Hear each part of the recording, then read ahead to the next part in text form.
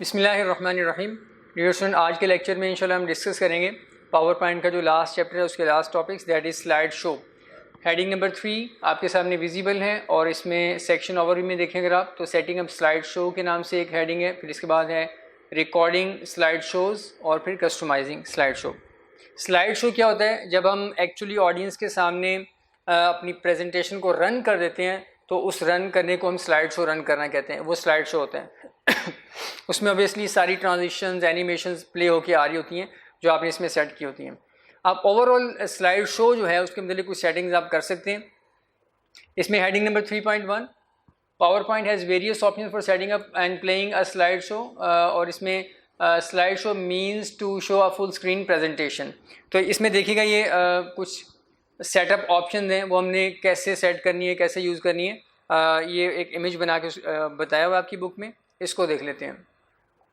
यहाँ पे आते हैं हम फाइल के अंदर जिसमें हमने प्रेजेंटेशन बनाई हुई है, डिफरेंट स्लाइड्स हमारे सामने चल रही हैं लेफ्ट साइड पे। इसमें स्लाइड शो के नाम से एक टैब है, इसको अगर हम एक्टिव करें तो वो जो विंडो वहाँ बनाई हुई है सेटअप की वो हम देखते हैं कहाँ पे है। स्लाइड शो को हमने क्लिक किया, स्लाइड शो वाली टैब को, और उसमें देखिएगा सेटअप के नाम से एक ग्रुप है और उसमें ये first option set up slide show, setup advance option for the slide show such as kiosk mode, ये क्लिक करते हैं तो ये वही विंडो आपके सामने आ गई जो बुक में बनी हुई है। बुक से भी इसको देख लेते हैं। ये देखिएगा to access slide show setup options, यहाँ पे कुछ ऑप्शंस आपके सामने उसने विजिबल कर दिए, इनकी आप सेटिंग करेंगे और ओके कर देंगे। इससे ओवरऑल जो स्लाइड शो है उसके मतलब कुछ सेटिंग्स हो जाएंगी। यहाँ पे आते हैं शो टाइप में, देखिएगा 3 ऑप्शन है आपके सामने। Presented by a speaker, speaker से मुराद वही है कि अगर आपने ऑडियंस के सामने खुद से इसे प्रेजेंट करना है तो आप स्पीकर हैं, तो अगर आप खुद से करना चाह रहे हैं तो इस ऑप्शन को टिक कर दें, फुल स्क्रीन में ये प्ले होना शुरू हो जाएगा।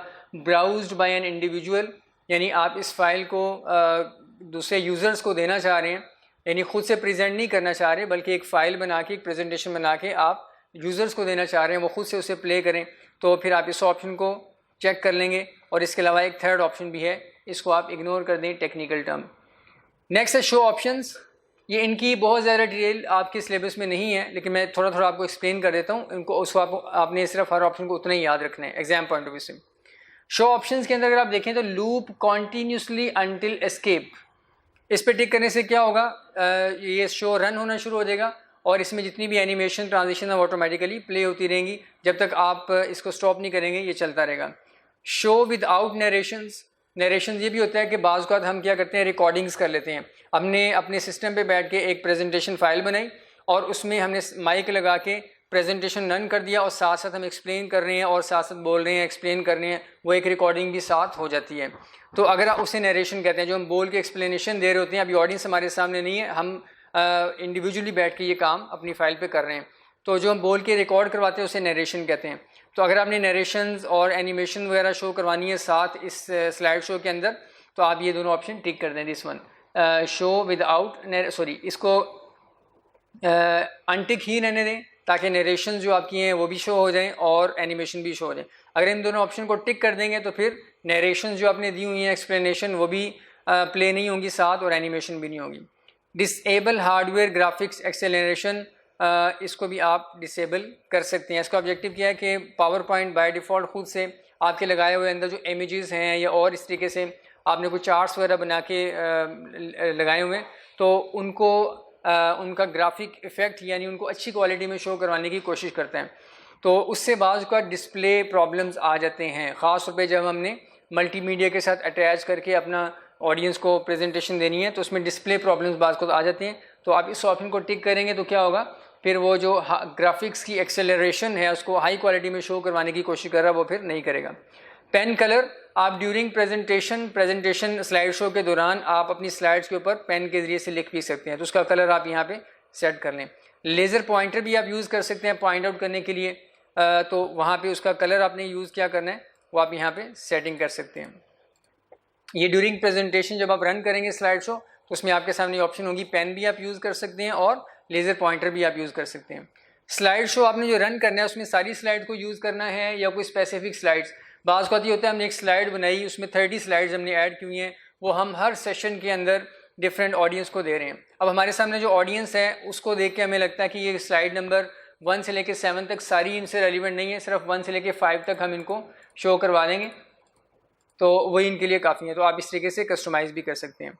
इसके अलावा कस्टम स्लाइड शो में आके ये एक और ऑप्शन है, यहाँ पे इनएक्टिव है, ये इसको हम यहाँ पे आके देखेंगे बैकएंड पे, ये कस्टम स्लाइड शो की ऑप्शन, वहाँ पे इसे डिस्कस करेंगे। एडवांस स्लाइड का मतलब एक के बाद नेक्स्ट स्लाइड की तरफ आपने जो मूव करना है मैनुअली करना है, यानी जब आप क्लिक करेंगे या फिर आपने कोई टाइमिंग वगैरह सेट करनी है। यूजिंग टाइमिंग्स इफ प्रेजेंट, यानी आपने अगर कोई टाइमिंग सेट की हुई है पहले से हर स्लाइड के अंदर तो उनको यूज़ करना है आपने, या मैनुअली आपने मूव करना है, ये आप सेटिंग कर सकते हैं। मल्टीपल मॉनिटर्स वगैरह ये कुछ और फर्दर सेटिंग्स हैं। तो इसमें ओवरऑल आप स्लाइड शो के अंदर कुछ सेटिंग्स कर सकते हैं। नेक्स्ट ऑप्शन देखते हैं क्या डिस्कस की गई है, रिहर्स टाइमिंग, इसको हम डिस्कस कर लेते हैं। उससे पहले ये वाली ऑप्शन हम डिस्कस करते हैं, customising your slide show. Slide show को आपने कस्टमाइज़ करना है तो ये ऑप्शन कहाँ पे अवेलेबल है। वापस आते हैं फाइल में, तो ये देखिएगा स्लाइड शो वाले टैब में कस्टमाइज स्लाइड शो, इसके ज़रिए से आप क्या कर सकते हैं। 7 स्लाइड्स हैं हमारे पास इस प्रेजेंटेशन की फ़ाइल के अंदर। अगर हम ऑडियंस को प्रेजेंटेशन देना चाह रहे हैं और हम ये फील करते हैं कि इनके लिए सिर्फ 3 स्लाइड्स जो है ना वो काफ़ी हैं इस फाइल के अंदर जो अवेलेबल हैं, वो 3 स्लाइड्स कौन सी हैं, मिसाल के ऊपर 2 है, 4 है और इसके अलावा 7 है, ये 3 सिर्फ रेलिवेंट है, ये हम 3 इनको प्रेजेंट कर दें तो इनकी इन्फॉर्मेशन रिक्वायरमेंट पूरी हो जाएगी। तो आप इस तरीके से कस्टमाइज़ कर सकते हैं अपनी इस पूरी प्रेजेंटेशन की फ़ाइल को, स्लाइड्स को सिलेक्ट करके इस पर क्लिक करते हैं, कस्टम शोज़ पे आ गए और यहाँ पे न्यू पे आ जाएंगे। जैसे न्यू पे क्लिक करेंगे हमारे सामने एक विंडो आएगी, उसमें सारी स्लाइड्स की लिस्ट आ रही है। यहाँ पे इनमें से आपने कौन कौन सी स्लाइड्स को यूज़ करके एक नया कस्टम शो बनाना है। तो स्लाइड नंबर 2 कर लिया हमने, 4 कर लिया और 7 कर लिया, इसको हम ऐड कर देंगे। ये देखिएगा तो ये हमारे सामने एक नया जो है वो शो बन गया हुआ है। फिर इसको आप यहाँ से ऐसे मूव भी कर सकते हैं, देखिएगा इनका सीक्वेंस भी सेट कर सकते हैं, रिमूव भी कर सकते हैं। ओके किया तो ये कस्टम शो नंबर 1 हमारे सामने बन चुका हुआ है। आप इसे एडिट भी कर सकते हैं यहाँ पे आके दोबारा से, इसका नाम भी यहाँ पे सेट कर सकते हैं और इसको रिमूव भी कर सकते हैं, कॉपी वगैरह भी। तो अब ये कस्टम शो नंबर 1 जो है इसमें 3 स्लाइड्स हमने ऐड की। हमारी प्रेजेंटेशन की जो फाइल है उसमें 7 स्लाइड्स हैं, लेकिन हमने उसमें से सिर्फ 3 यूज़ करके प्रेजेंटेशन देनी है, तो हम इसे शो कर लेंगे। तो अब हमारे सामने जो प्रेजेंट होगा, जो प्रेजेंटेशन यानी स्लाइड शो स्टार्ट होगा वो उन्हीं स्लाइड्स पर बेस कर रहा होगा जो हमने कस्टम में जाके सेलेक्ट किए हैं। ये पहली वाली स्लाइड जो कि स्लाइड नंबर 2 है, उसके बाद क्लिक किया ये स्लाइड नंबर 4, क्लिक किया स्लाइड नंबर 7। अभी तो इस शो के हिसाब से ये 1, 2, 3 बननी है, लेकिन उस मेन फाइल में से हमने जो सिलेक्शन किया वो 2, 4 और 7 की थी।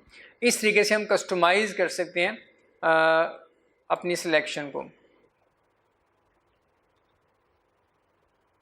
ये आपके सामने एक्सप्लेन कर दिया। वापस आते हैं ऊपर की तरफ, अब वो रिहर्स की ऑप्शन को डिस्कस करते हैं। रिहर्स टाइमिंग, बेटा ये भी एक यूज़फुल ऑप्शन है पावर पॉइंट के अंदर। रिहर्स टाइमिंग की बात ये होता है कि हमें ऑडियंस के सामने प्रेजेंट करने के लिए, प्रेजेंटेशन देने के लिए कुछ स्पेसिफिक टाइम अलॉट किया जाता है कि आपने सिर्फ 15 मिनट हैं या 20 मिनट हैं आपके पास, आपने इतनी देर में अपनी प्रेजेंटेशन को मुकम्मल करना है। तो हमने इवेल्यूएट करना होता है कि हमने जो स्लाइड्स बनाई हैं 7, 8, 10 जितनी भी स्लाइड्स बनाई हैं, इन स्लाइड्स में से हर स्लाइड के ऊपर मुझे कितना टाइम लगेगा और ओवरऑल टोटल टाइम मेरा कितना लगेगा अगर मैं एक्सप्लेनेशन देना शुरू कर दूं। तो हम क्या करते हैं, एक्चुअली स्लाइड शो रन करने से पहले और एक्चुअली ऑडियंस के सामने जाने से पहले हम क्या करते हैं कि हम अपनी स्लाइड सारी बना के एनिमेशन लगा के हम वैसी प्रैक्टिस के तौर पे, एक रिहर्सल के तौर पे हम जो है वो प्रेजेंटेशन देना शुरू कर देते हैं खुद से ही, और उसमें वैसी एक्सप्लेनेशन देते हैं जैसे हमने एक्सप्लेनेशन ऑडियंस के सामने देनी है, वैसे ही बोलते हैं, वैसे ही सारा कुछ परफॉर्म करते हैं और साथ साथ ये सारा कुछ हम रिकॉर्ड करवाते रहते हैं। उससे हमें पता चल जाता है हर स्लाइड के ऊपर हमारा कितना टाइम लगा है और ओवरऑल टोटल कितना टाइम लगा है। फिर उसको आप एडजस्ट करके अपने जो आपको टाइम दिया गया उसके हिसाब से एडजस्टमेंट कर सकते हैं। तो अब ये रिहर्सल जो आपने करनी है, प्रैक्टिस जो करनी है आपने, वो आपने कैसे करनी है। यहाँ पे आते हैं हम अपनी मेन फाइल के अंदर, स्लाइड नंबर 1 पे आ गए। ये देखिएगा स्लाइड शो, इसमें ये रिहर्स टाइमिंग की ऑप्शन है, उसमें लिखा हुआ है practice makes perfect, start the full screen slide show to figure out the perfect timing for each slide. हर स्लाइड पे आपका कितना टाइम लगेगा ये आप इस ऑप्शन के ज़रिए से इवेल्यूएट कर सकते हैं। As you rehearse your presentation, PowerPoint will record how much time you spend on each slide. Once you get the timing right, you can use them to run the show automatically. कह रहा है कि जब आप rehearsal start करेंगे तो हर slide पे आप जितना टाइम लगाएंगे वो साथ साथ रिकॉर्ड होता रहेगा. फिर आप उन टाइमिंग्स को एक्चुअल जो आपका जब एक्चुअली जो आपने प्रेजेंटेशन देनी है उसमें भी आप यूज़ कर सकते हैं. इस पर हम क्लिक करते हैं. रिहर्स टाइमिंग पे क्लिक किया तो ये बिल्कुल स्लाइड शो रन हो जाएगा, यानी फर्स्ट स्लाइड ऐसी आपके सामने आ जाएगी जैसे आप प्रेजेंट कर रहे हैं और ऊपर साथ टाइमिंग भी रिकॉर्ड होना शुरू हो जाएगी. रिहर्स टाइमिंग पे क्लिक किया, ये देखिएगा, और इस विंडो में अगर आप ऊपर आएँ तो आपको नज़र आ रहा है टॉप साइड पे ये रिकॉर्डिंग स्टार्ट हो चुकी हुई है और ये फर्स्ट स्लाइड की रिकॉर्डिंग ये है और ओवरऑल टोटल टाइम ये है. आप इसे पॉज भी कर सकते हैं, देखिएगा, और नेक्स्ट स्लाइड की तरफ भी मूव कर सकते हैं और रिपीट भी कर सकते हैं. रिपीट का मतलब ये है कि आपने फर्स्ट स्लाइड के ऊपर एक्सप्लेनेशन देना शुरू की और बाद में आपने फील किया नहीं मैं दोबारा से करूँगा, तो आप रिपीट कर दें. ये देखिएगा फर्स्ट स्लाइड के ऊपर हमारा टाइम स्टार्ट हो गया, वह रिकॉर्ड होना. क्लिक किया मैंने, ये हमारे सामने फर्स्ट एनिमेशन आ गई. दोबारा क्लिक किया, ये सेकंड आ गई. अब देखिए हैंड बना हुआ नज़र आ रहा है क्योंकि इसके ऊपर क्लिक करने से सेकंड बॉक्स नज़र आएगा जिसको हमने ट्रिगर के साथ सेट किया था. क्लिक किया तो ये नज़र आ गया. अब इस पर क्लिक करते रहेंगे तो वही एनिमेशन प्ले होती रहेगी, ये देखिएगा. उसके बाद हम साइड पे कहीं क्लिक कर देते हैं, तो जैसे मैं साइड पे क्लिक करूँगा नेक्स्ट स्लाइड की तरफ मूव कर जाएंगे और यहाँ ऊपर वाले बॉक्स में ये जो टाइम है इस बॉक्स के अंदर ये 0 से स्टार्ट हो जाएगा और total time as it is continued रहेगा. क्लिक किया, ये फोर्थ एनिमेशन भी प्ले हो गई, डिसअपियर हो गया. क्लिक किया, अब नेक्स्ट स्लाइड की तरफ चले गए. यहाँ टाइमिंग देखिएगा ये 0 से स्टार्ट हो गई हुई है. अगेन 1 2 3 स्टार्ट हो गया और टोटल टाइम आपका एज इट इज़ इंक्रीज़ हो रहा है, ये वाला. अब सेकंड स्लाइड पे आप यूँ समझिए एक्चुअली हमने प्रेजेंटेशन देना शुरू कर दिए. आप वैसे ही परफॉर्म करेंगे जैसा आपने एक्चुअली परफॉर्म करना है. आप एक्सप्लेनेशन देते रहें, जितनी आपने एक्सप्लेनेशन देनी है उसके बाद आप क्लिक करके नेक्स्ट स्लाइड की तरफ मूव कर जाएँ. ये ऊपर टाइमिंग रिकॉर्ड हो रही है. क्लिक किया, नेक्स्ट स्लाइड की तरफ हम आ गए. यहाँ जो भी आपने एक्सप्लेन करना है main campus, Gulberg campus, courses की इन्फॉर्मेशन जितनी आपने देनी है, एक्सप्लेनेशन देनी है, आप बोलते रहें. आपके सामने कोई भी नहीं बैठा हुआ, आप खुद से ये प्रैक्टिस कर रहे हैं और उसके बाद आप नेक्स्ट कर दें. उसके बाद आप नेक्स्ट करते जाएं तो ये देखिएगा टाइमिंग ऊपर रिकॉर्ड हो रही है. नेक्स्ट किया मैंने,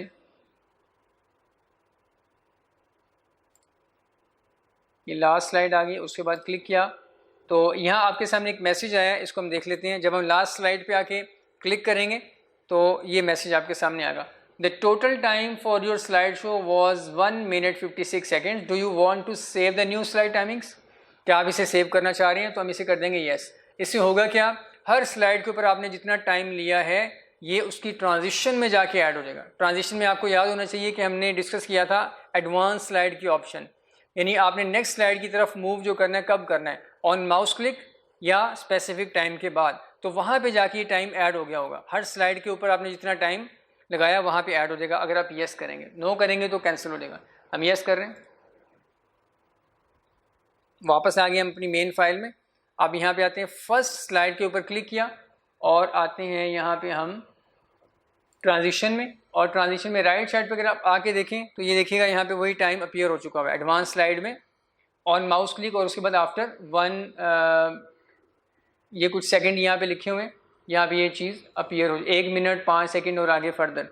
तो इतने सेकंड के बाद, इतने मिनट टाइम के बाद ऑटोमेटिकली ये स्लाइड आगे मूव हो जाएगी. अगर आप इस टाइम को एज इट इज़ रखना चाह रहे हैं ठीक है, अदरवाइज़ आप इसे कम ज़्यादा यहाँ से कर सकते हैं. सेकंड स्लाइड पे आए, सेकंड पे क्लिक किया, यहाँ पे भी आके देखते हैं इस पर कितना टाइम हुआ है. 22 सेकंड, 22 सेकंड इसके भी रिकॉर्ड हो चुके हैं. अगर आप ये टाइम यूज़ करना चाह रहे हैं अपनी एक्चुअल प्रेजेंटेशन के अंदर तो इसको एज इट इज़ रहने दें, अदरवाइज़ आप इसे चेंज भी कर सकते हैं, ज़्यादा या कम भी कर सकते हैं.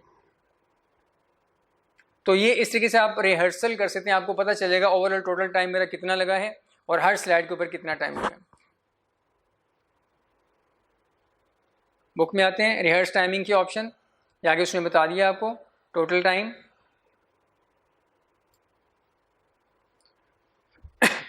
उसने आपको बटन्स के मुतालिक इन्फॉर्मेशन दे दी. इन बटन्स का मतलब क्या है. नेक्स्ट है recording slide show. Slide show को आप रिकॉर्ड कर सकते हैं. एक तो ये कि आपके सामने ऑडियंस बैठी हुई है, आप उनके सामने प्रेजेंटेशन दे रहे हैं.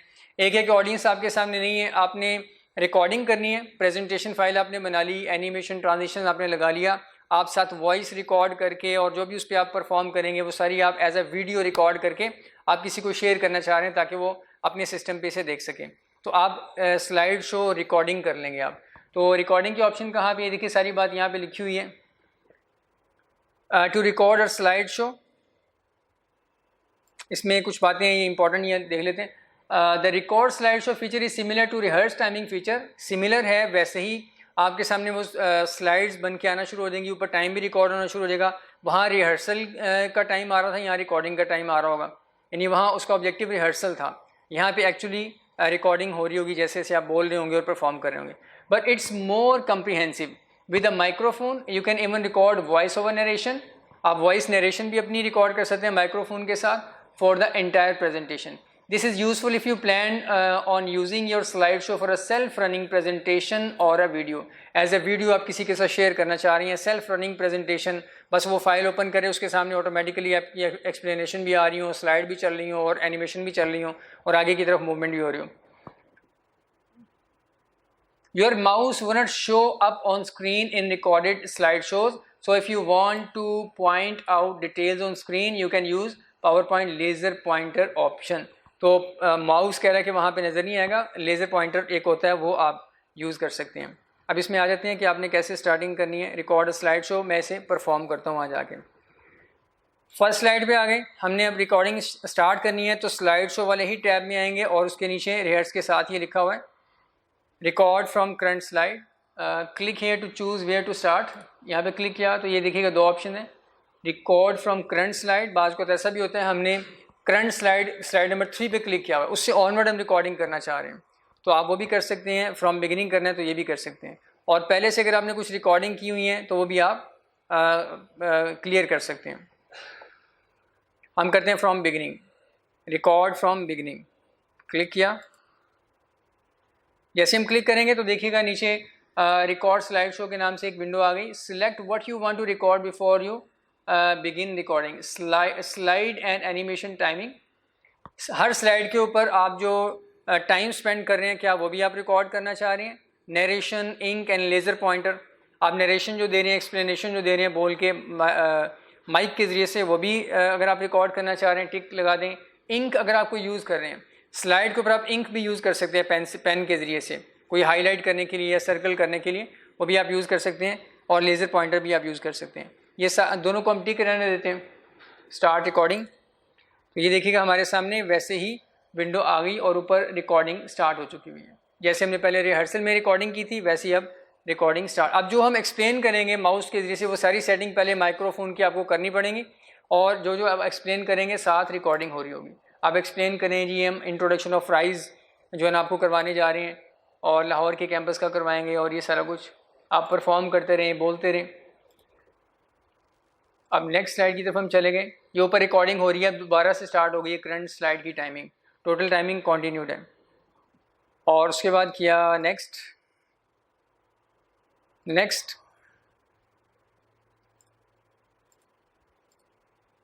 जी यहाँ पे आके जब हमने एंड किया तो ये देखिएगा इसमें टाइमिंग आके देखते हैं ट्रांजिशन में। ये ट्रांजिशन में अगर आप आगे देखें तो वही टाइमिंग जो अभी हमने रिकॉर्ड की हैं वो आपके सामने आ चुकी हैं। देखिएगा वो जो रिहर्सल में यूज़ की थी वो ख़त्म हो गई हैं, और अभी जो हमने रिकॉर्डिंग के थ्रू की हैं वो आपके सामने आ चुकी हुई हैं। इसको हम आते हैं बुक में फर्दर रीड करते हैं। यहाँ उसने बता दिया कि आप स्टार्ट रिकॉर्डिंग करेंगे, now presentation will open up to a full screen view. उसके बाद आप क्या करेंगे, परफॉर्म स्लाइड शो परफॉर्म कर दें, टाइम रिकॉर्ड होना शुरू हो जाएगा। Continue changing slide to a particular intervals and when as and when required. If want to end recording before the end of the slides press escape. अब अगर आप किसी भी स्पेसिफिक लोकेशन पे आके अपने रिकॉर्डिंग को या अपनी इस प्रेजेंटेशन को बंद करना चाह रहे हैं तो एस्केप प्रेस कर दें। Your slide show timing and narration are now included in your presentation. जो भी आप उसमें नरेशंस दे रहे हैं, जो भी आप टाइम स्पेंड कर रहे हैं स्लाइड्स के ऊपर, वो रिकॉर्ड हो रहे हैं। The slides with narration will be marked with the speaker icon in the bottom right corner. चूँकि मैं अभी रिकॉर्डिंग नहीं कर रहा अपनी वॉइस के साथ, तो ऐसा नहीं होगा, लेकिन हर स्लाइड के ऊपर फिर आपकी जो स्पीकर आइकॉन भी ऐड हो जाएगा और ये वॉइस साथ साथ प्ले होगी। तो ये सारी रिकॉर्डिंग का तरीका है। फिर आप इस फाइल को जिस बंदे को भेज देंगे वो स्लाइड शो रन करेगा, तो साथ साथ जो है वो ऑटोमेटिकली ये स्लाइड शो रन भी हो जाएगी, आपकी आवाज़ भी आना शुरू हो जाएगी, और जितना टाइम एक स्लाइड पे आपने स्पेंड किया है उतने टाइम के बाद ये स्लाइड नेक्स्ट की तरफ मूव भी कर जाएगी ऑटोमेटिकली, यानी स्लाइड शो रन होना शुरू हो जाएगा। ये कस्टमाइज़ करने की ऑप्शन हमने डिस्कस कर ली। चैप्टर रिव्यू को देखते हैं क्या लिखा हुआ है इसमें। सबसे पहले हमने स्लाइड ट्रांजिशन को देखा। स्लाइड ट्रांजिशंस क्या होती हैं कि एक स्लाइड कैसे मूव, एक स्लाइड के बाद नेक्स्ट जो स्लाइड है वो किस अंदाज में मूव होके आए और फर्स्ट को डिसअपियर कर दें, तो ये स्लाइड ट्रांजिशन कहलाती है, movement of a slide.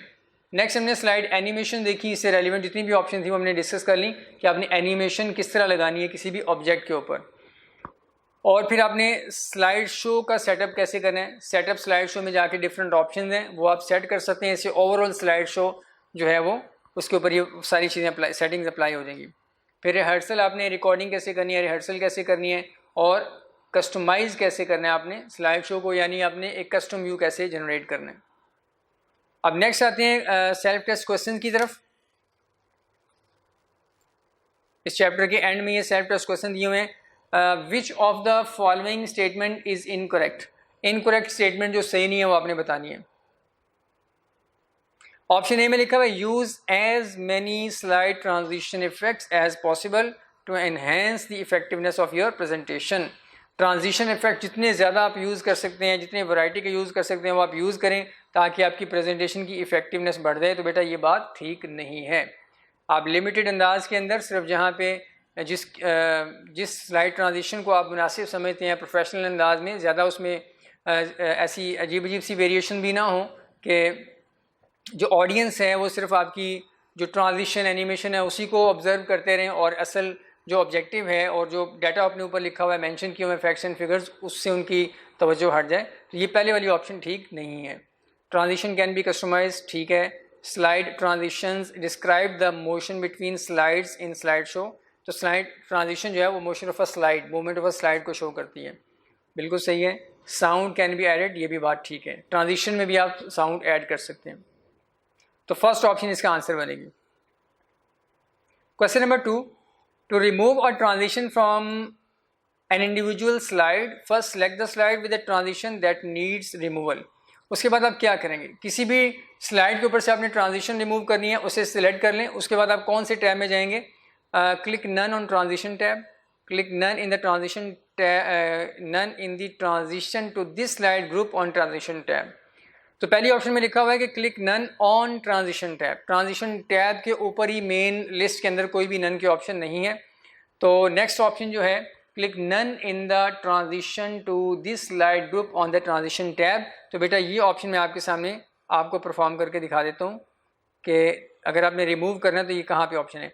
Click किया हमने स्लाइड के ऊपर, ट्रांजिशन में आ गए और ट्रांजिशन टू दिस स्लाइड की ऑप्शन हमारे सामने नज़र आ रही है, ग्रुप है ट्रांजिशन टू दिस स्लाइड, और इसमें यहाँ पे आके हम क्या कर देंगे, नन वाली ऑप्शन पे क्लिक कर देंगे।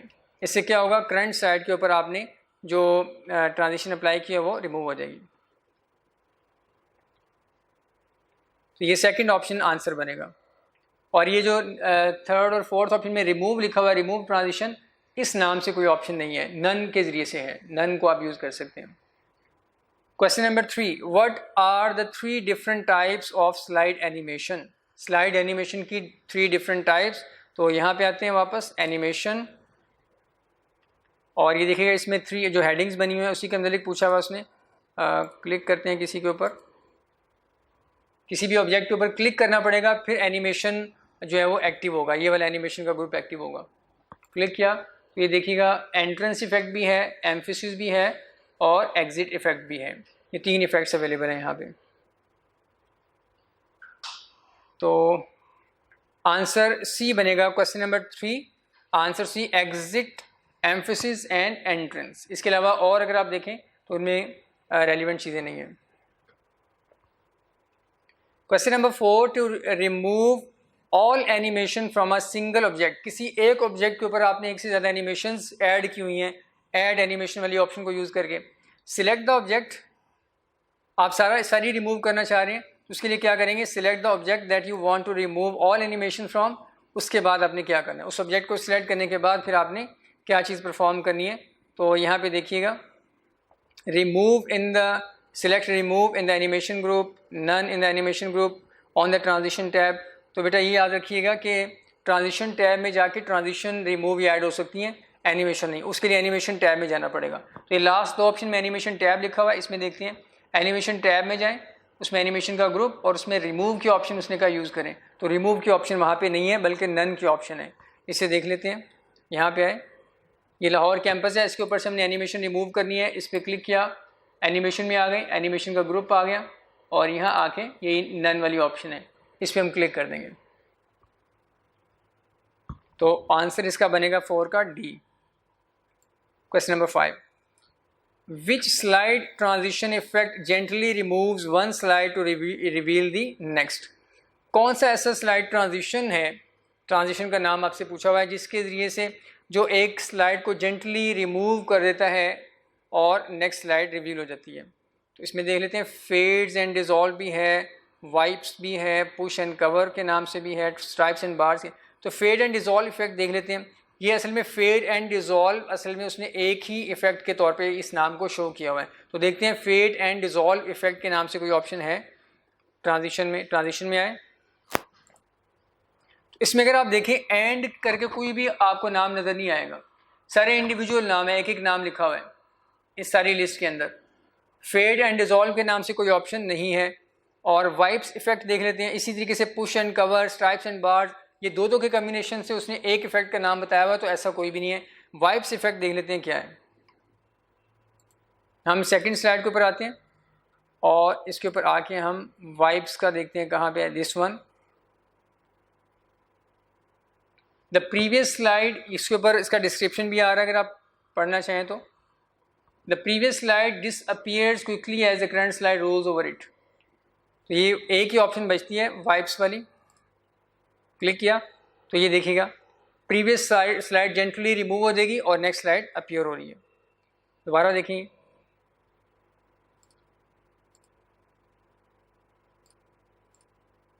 ये देखिएगा। तो इस तरीके से आंसर जो बनेगा वो ये वाइप्स इफेक्ट ही बनेगा, क्योंकि बाकी तीन ऑप्शन अगर आप देखें तो ये इन ऑप्शन का इस नाम से वो ऑप्शन वहाँ पे है ही नहीं। Question number 6, a slide show means. Slide show का मतलब क्या होता है? तो showing a full screen presentation, viewing a template presentation और showcasing presentation in a small window. बेटा ये फर्स्ट ऑप्शन है, फुल स्क्रीन प्रेजेंटेशन का नाम स्लाइड शो होता है। जैसे हम नॉर्मली एक्चुअली जाके प्रेजेंट करेंगे उसी को हम स्लाइड शो कहते हैं, full screen presentation. Question number 7, which of the following is not a feature for presentation slideshow? Which of the following is not a feature for presentation slideshow? तो इसमें अगर आप देखिएगा multiple slides in a screen, music, transition, rehearse timing, तो not a feature for presentation slide show. Question number 7, multiple slides in a screen, ये आप show नहीं कर सकते। मल्टीपल स्लाइड्स, एक स्लाइड एक वक्त में आएगी स्लाइड शो के अंदर। तो ये म्यूज़िक एंड एडिट ऑडियो ये आप कर सकते हैं, ट्रांजिशन ऐड कर सकते हैं, रिहर्स भी कर सकते हैं, लेकिन मल्टीपल स्लाइड शो नहीं कर सकते, ये फीचर नहीं है। Question number 8, which of the following statement is true.